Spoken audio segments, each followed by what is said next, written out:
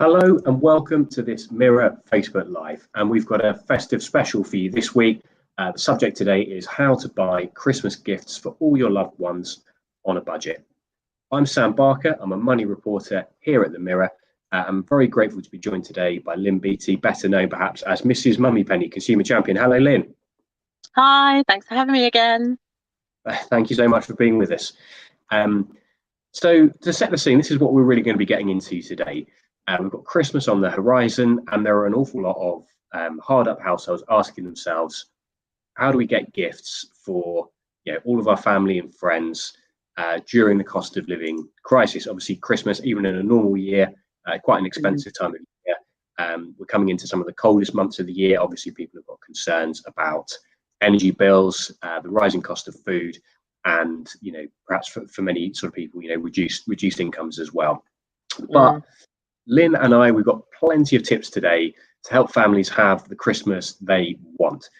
Some of the things we're going to be covering off are how to save money ahead of Christmas, how to make a little bit of extra cash ahead of the festive period. We've got some great advice there.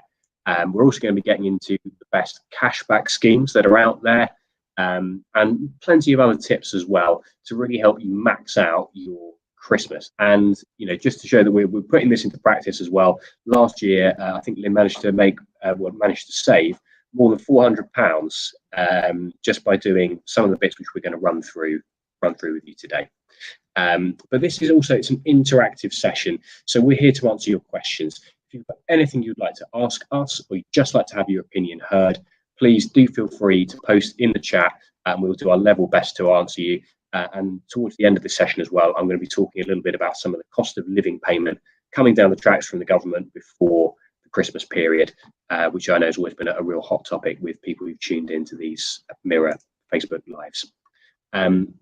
So Lynn, perhaps let's start at the beginning with thinking about who it is that you want to buy for, and some of the thinking behind that, making a list and checking it twice to keep with the Christmas spirit. Yeah, so I think this is, and it's almost like the right time at the moment to start this process of writing that list. And what I'm going to say about the list is it's actually a list of everything that we need to think about here, everything Christmas related. But obviously, one of the first things you think about is the gift list. So yeah, write a list of the people that you maybe bought gifts for last year, and just have a think about the people on that list. Are they? This is going to sound really like. No, it's not going to sound harsh. It's just real. It's like, are these people that you love and that have made a difference to your life, or are these people that you've always just transferred gifts between? I think particularly adults gifting to adults, it's a different scenario this year. Let's be honest. So I think going through that list and actually think, yeah, I probably don't need to give a gift to such and such friend or such and such aunt and uncle or whatever, and have a conversation with those people to say, look, I know we've always gifted, but this year, cost of living crisis, no one's got any money. Can we just not do it? And I can probably guarantee you they'll be as relieved as you to save that money as well as you. It's just you're the one who's actually opened up and had that conversation. So I recognise it can be a difficult conversation, but let's face it, like most of us don't have enough money at the moment. So we have to be having these honest conversations. I think that's right. And, it's a very difficult thing. I think as a country, we're not that good with talking about money. And I think we're not that good when it comes to Christmas with kind of saying no. People sort of think, oh, I don't want to seem like a Scrooge or a Grinch or what have you. But I think, as you say, if there's ever a year where people are really going to understand, I strongly suspect it's going to be this year. And I think that, as you say, like people may well be relieved. It might be that they've had exactly the same thought process and they just sort of feel locked into this kind of cycle of kind of buying. But also, like, just to go back to that list, I think, like, extend out the list of all the Christmas related costs. So you've got gifts, you have got Christmas cards, you've got wrapping paper, you've got Christmas decorations, you've got the tree, if you maybe have bought a real tree every year, then you've got social events, like that's a huge cost at Christmas, and then you've got traveling to get to places. Like, there's so many different aspects to Christmas which end up costing potentially hundreds and hundreds of pounds. And I know when I've looked at it in the past, and I'm not a huge spender on gifts, and I don't have a large family, but I do have 3 children. But do you know what? I give them a like budget, and I mean, they're older, and they tend to go out and actually they're really good at finding deals because do you know what? They're the kids of Mrs. Mummy Penny. So they go out and search for the deals on the gifts they want and sort of give it to me. So at least that means they get what they want, and they know it's a budget that they need to stick to. Because I just think, you know, sometimes I see people that are spending like 500, £1,000 on each child, and I'm like, that's a lot of money on a child. And if you have several children, I just think it's quite a healthy attitude to sort of talk to them about, you know, we've got this much money, this is the budget. I mean, maybe it's £50, maybe it's £20, because you don't have to buy all these things. Like, you can get really great stuff from charity shops. You can get really great hand-me-down stuff from friends. Like, I've packaged up a big bag of Gujitsu dolls, which I don't know if you know what they are, Sam, but they're these squiffy like things that normally 4 or 5-year-olds love. I've got 10 Right. of them from when my kids were younger. I'm sending them down to my best mate in Bristol, who's got a 4-year-old boy, and it's a perfect, you know, Christmas present that won't cost her a penny. So There you go, and it's that kind of thinking which I think can really kind of, you know, a lot of little things like this, they can all add up to quite a lot, you know. And it's also, as you say, you know, it's about timing and kind of thinking about it early, which is why we thought it was so important. You know, there's a lot of conversations going on about Christmas, you know, this year already, so we thought it was a yeah, great time to, you know, to kind of, you know, bring in this kind of special Facebook Live. um yeah, yeah, and you know, obviously we've sort of, you know, touched a little bit on, you know, on planning as well, but you know, thinking about, you know, who gets what, yeah, who gets what at Christmas. But I know you've got some other yeah, some other things which you sort of brought into play last Christmas, and you found that these really work for you. yeah. So one of the costs I didn't mention for Christmas is the grocery spend. Okay, so Mm. we often go a little bit over the top, and we get all the fancy cheese, and we get the box of Quality Street or Roses or Heroes, whatever it is now. I'm talking about Quality Street and Roses like it was what my mum used to buy. But it's quite a good idea to stock up with those kind of things, like a little bit at a time, starting now. So, you know, all the Christmas stuff is in the shops because I was looking at it last week.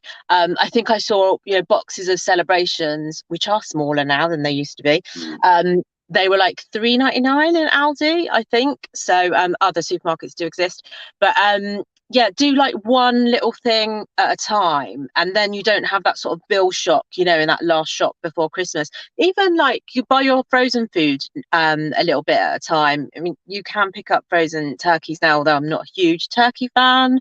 I think chickens are actually much nicer. And yeah, sort of do it bit by bit.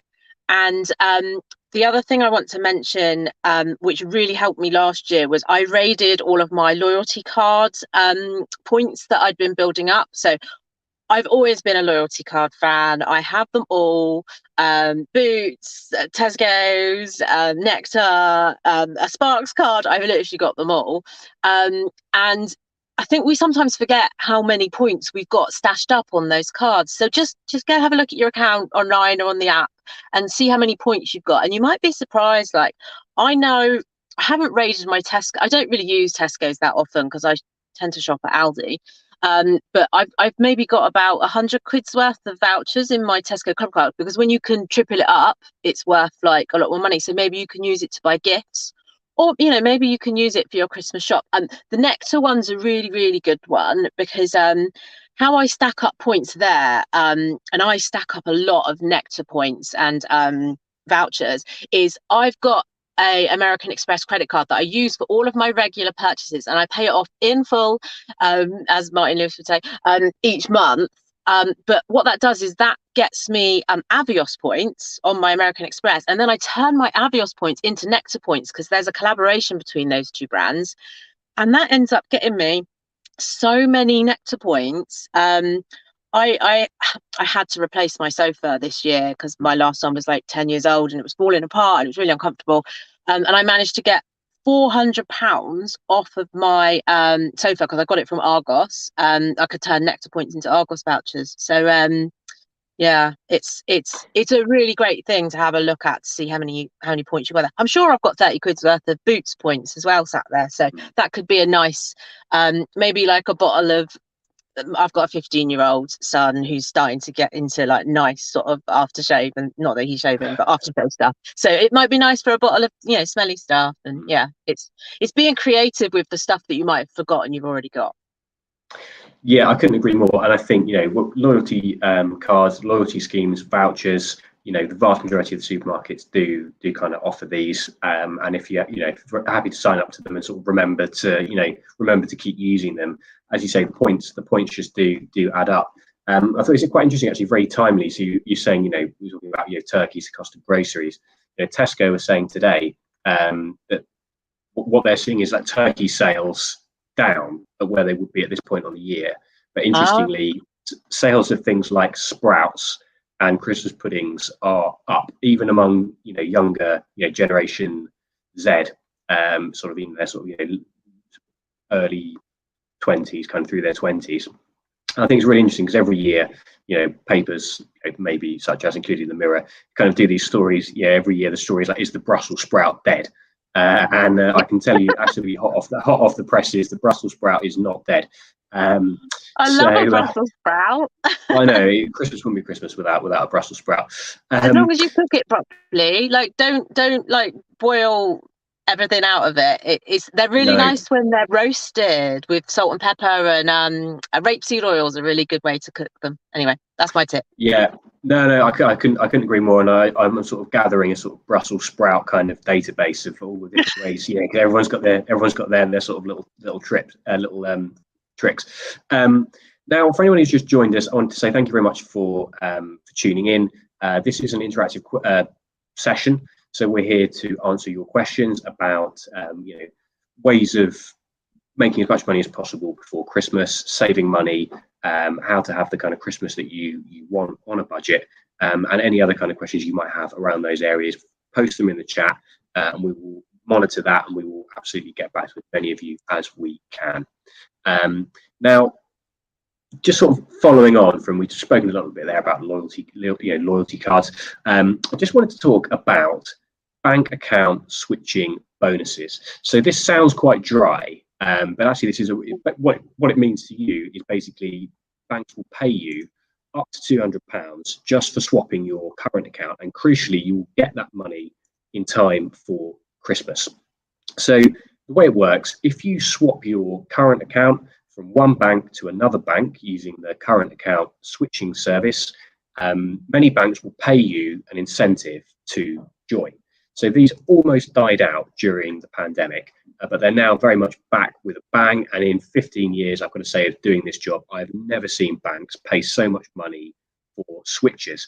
And the other really key thing is that they are paying this money very, very quickly. So previously, the way that they would do it would be to say, well, we might pay you maybe 100 was the sort of, 150 maybe the kind of going rate. The odd bank would pay 200. Back in the glory days before the last kind of financial crash, I think the most bank would pay was about 270, something like that. But they would make you wait 6 months. So you swap bank account. As soon as that new bank account is set up, then there's a time lag, and then you get your money. And that time lag could be 6 months. Or they might give it to you in installments, maybe over a whole year, to make sure that you stick with them and you don't just swap to the next bank. So crucially, they've almost always done that, and they've now dropped it.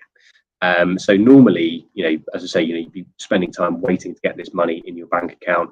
Banks seem to be hungry for customers, and many of them are paying the cash within just a few days or weeks. So I'm in quite a good position to talk about this because I'm actually doing this right now.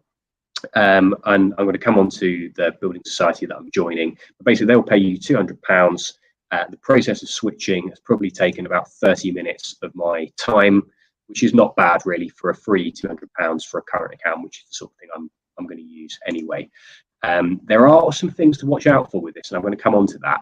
But starting with the deals, so Nationwide are offering £200, and that's if you're a new customer switching your current account using the current account switching service. So the current account switching service, you'll also see it called CAS. That is basically a system set up, and the banks actually paid for this to enable people to swap current accounts quickly, because this has always been the way. Most people don't ever swap their current account. They'll go into whatever the nearest bank or building society is, often as a child with their parent. They'll set a current account up. It was very, very difficult to swap current accounts, and therefore you were locked in to whatever your current account provider was, regardless of whether that was the best current account for you, whether you were paying a fee to use it, what the overdraft looked like, all this kind of stuff. So the current account switching service was born. And it makes it very easy. You can do it all online, or you can do it in a branch, and they will do everything for you. You have to put in some of your details, address, name, that kind of thing, where you live, and then they will swap everything from your current bank to whoever it is you want to join. They'll move all your direct debits over, absolutely everything, and then you'll get your new card in the post. So Nationwide is paying £200. They've got several current accounts which you can get that £200. The one you want to go for in almost all cases is the Nationwide Flex account, because it is free. So we're going to come back onto this, but the Nationwide Flex account, the bank paying the most money, that's £200. Another bank is First Direct. They're actually part of HSBC. First Direct is paying £175, and that's within 28 days. So if you join, you'll get the money within 28 days. With Nationwide, it's 10 days. So either way, if you were eligible and you think about doing it and you do it kind of now, you're getting this money with plenty of time for Christmas. So there are some other really generous switching offers on the table at the moment. So NatWest, RBS and Ulster Bank, if you're in Northern Ireland, they're also paying £175, but you won't get the money this side of Christmas. So for NatWest, you get the money by January the 12th. For RBS Ulster Bank, it's December the 29th. Now, I said there were some things to look out for with this. This is some of the real crucial stuff to bear in mind if you're thinking about swapping your current account. So many banks will ask that you are a new customer, so you've never been a customer with that bank before. Sometimes you will need to pay in a certain amount per month, or you will need to pay in a certain amount of money within a certain time frame of opening the account. If you're working, your wage counts, and if you're paid more than £1,000 a month, you'll find that you just sort of sail through that process quite easily. The other thing is that some of these bank accounts have a fee attached to them. So Nationwide has an account called the Flex account, which is a bog standard current account. They will pay you £200 if you swap to that, but they've also got other current accounts which have got a monthly fee, and that fee basically buys you other little perks alongside it. For some banks, it's things like travel insurance, all that kind of stuff. Make sure that you're swapping to right current account for you. For many people, that's a fee-free current account with a standard kind of overdraft. But the two that we've mentioned so far, so that's Nationwide Flex account and First Direct, which only has one sort of current account, those are free current accounts. Another thing which is really, really important, if you need to access credit anytime soon, think about holding off on switching, because if you switch, especially more than once in a short time, this can impact your credit score. But if you're like me, you don't need to take out a loan at the moment, you don't need to take out a credit card, you don't need to take out a mortgage at the moment, then it's well worth doing. Also, people like financial journalists will always say, oh, this sort of thing can harm your credit score.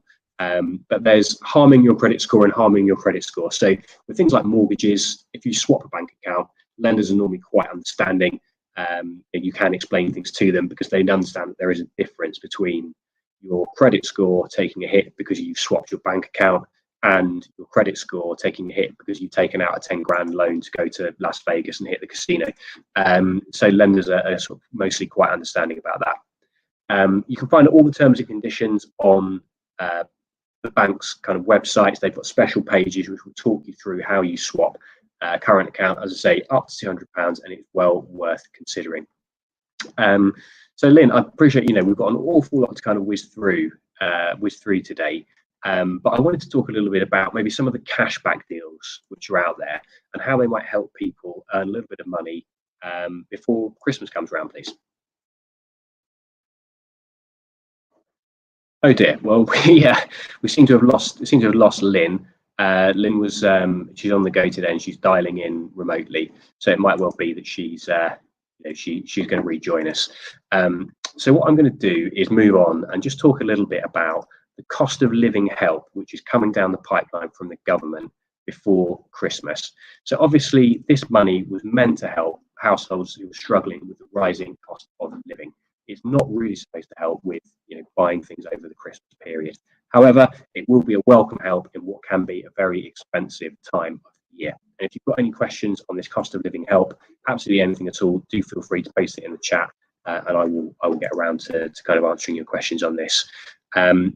So the big one is £324, and this is the second half of the £650 cost of living payment promised by the government. So this is money aimed at those on certain means tested benefits, and it was paid in two parts. So the first part, which was paid earlier in the year, that was £326. The second part, which is £324, that will come to most eligible households between November the 8th and November the 23rd. So November the 8th to November the 23rd. Now, the exception is if you are on tax credits. So if you get tax credit and you don't get any other sort of means tested benefit, that £324 will come later. It will come from November the 23rd until November the 30th, but obviously still with plenty of time before Christmas. Pensioners, if you are eligible for winter fuel payment, you will also get an extra £300, and that will come in November or December. So hopefully before Christmas, it might be slightly afterwards. Winter fuel payment, that's normally worth between £100 and £300 a year, but it does depend on your age, who you live with, and the benefits you get as a household. So the government is giving another £300 on top of that winter fuel payment, so up to £600 for some households. So to qualify, you will need to be born on or before September the 25th, 1956. And as well as being the right age, you also need to have lived in the UK for at least one day in what's called the qualifying week. So this is quite a strange system, but the qualifying week was September the 19th to the 25th. So as long as you lived somewhere in the UK one day during that week, and you weren't on holiday, for example, you are eligible for that money. And this is also a big one for all households. There is a £66 energy bill discount coming in November, provided you have a meter in your household that you are responsible for. So this is an overall package of help worth £400. It's being split into 6 monthly instalments for most households. It does vary slightly depending on who your energy provider is, but overall that's 6 monthly instalments, and this is going to be, so £66 last month for most households, and another £66 this month. So another bit of welcome help before we get into the Christmas kind of period. So the other thing, which I always mention this kind of every single week, there is something out there called the Household Support Fund. You can apply for this at any time via your local council. So this is a pot of government money, and in order to get the money to people quickly, they've given it to local councils. Councils take your application and they will give you either money if they think you're eligible, or vouchers which you can spend in something like a supermarket. So it will vary slightly. It's a bit of a postcode lottery, because depending on where you are and kind of how tough your local council are will dictate whether you get any money at all, how much money you get, or whether you get money rather than vouchers. It's also the only cost of living help from the government that you have to apply for yourself. Every other bit of cost of living payment coming from the government is given automatically, provided that you qualify. But this one, you do have to apply. You need to show your local council that you do actually deserve the money, you do need the money, but it is well worth doing. The government's put almost £2 billion into that scheme, and it's there to be claimed. So I hope that you found that helpful. That was almost everything that we've got time for today. I wanted to say thank you everybody for tuning in. I really hope that you found that helpful. Thanks also to Lynn Beattie, Mrs. Mummy Penny, for all of her help today. We'll be back next Thursday at 1 p.m. with another Cost of Living Facebook Live. I hope to see you.